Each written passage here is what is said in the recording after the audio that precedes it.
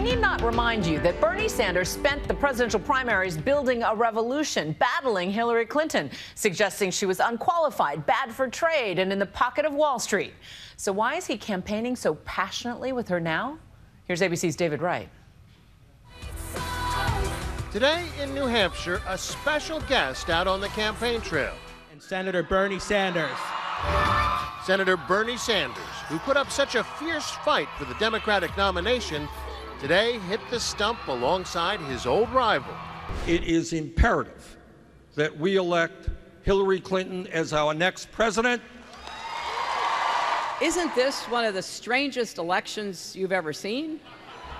After that long and bitter primary, they may seem more like frenemies than friends. But the truth is, especially in close states like New Hampshire, Clinton needs Sanders voters. Clinton has yet to convince many of those die-hard Bernie Sanders fans. Fully half of them don't think she's honest. If I think that Bernie has a chance with my vote of becoming our next president, then he will get my vote. Otherwise, my vote will go to Dr. Jill Stein. The Republicans have their own set of problems, not least the effort to explain Trump's performance at Monday's debate. I think my strongest asset, maybe by far, is my temperament. Tonight, one high-level Trump advisor pushed back on the notion that the candidate didn't prepare adequately, noting his failures were more a lack of execution than preparation.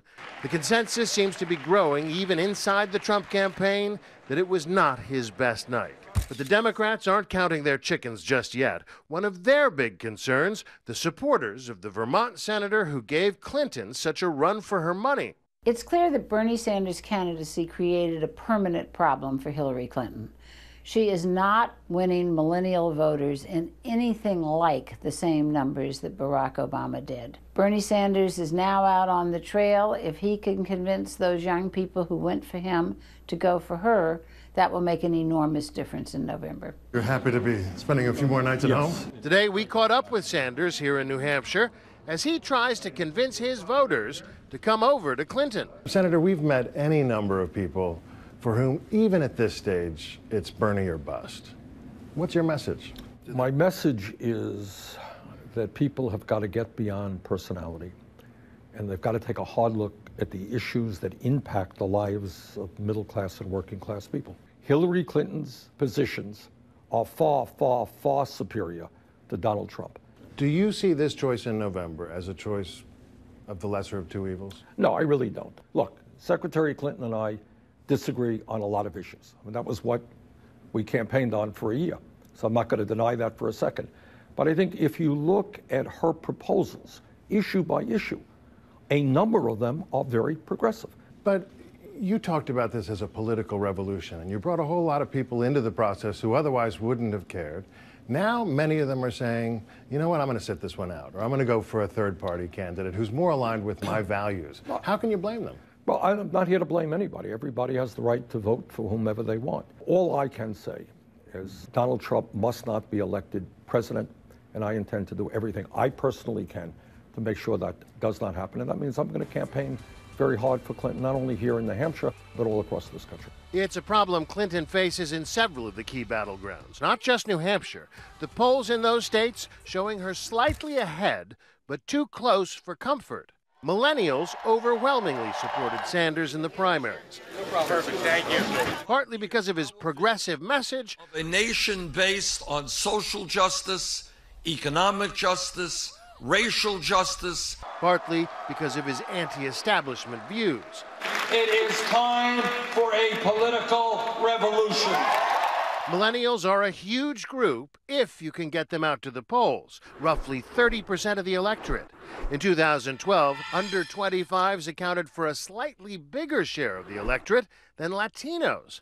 But now that their favorite candidate is out, it's not clear Clinton will be an acceptable second choice. If it came down to it tomorrow, I don't even know who I would vote for. I will probably end up voting for Clinton. I mean... The lesser of two evils? Exactly, yeah. Are you going to vote? Yes. Bernie Sanders is urging his people to vote for Hillary. Does that carry any weight with you?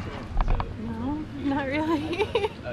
It's very hard to transfer votes Endorsements don't really work very much these days, but Bernie Sanders does have a very loyal cadre of young supporters, and perhaps they will listen to him. Who knows? It's not so much that these young voters are struggling to choose between Clinton and Trump. For many, the dilemma is more like Clinton or none of the above. Maybe a third-party candidate, or maybe just sit this one out. That's why Michelle Obama was out today wooing young voters in Pennsylvania. And if you vote for someone other than Hillary, or if you don't vote at all, then you are helping to elect Hillary's opponent. Here in New Hampshire, the scenario that keeps Democrats like State Party Chair Raymond Buckley up at night is what happened to Al Gore in 2000. Is that your nightmare scenario this year? The nightmare of 2000 haunts every one of us every day. For just a few thousand votes, Al Gore would have been elected president. Right. You believe if he had spent more time here in New Hampshire, he wouldn't have had to worry about Florida? Absolutely. The theory goes that a few thousand votes for Ralph Nader cost Gore New Hampshire's 4 electoral votes. If he'd won those 4 votes, then the Florida recount might never have been an issue.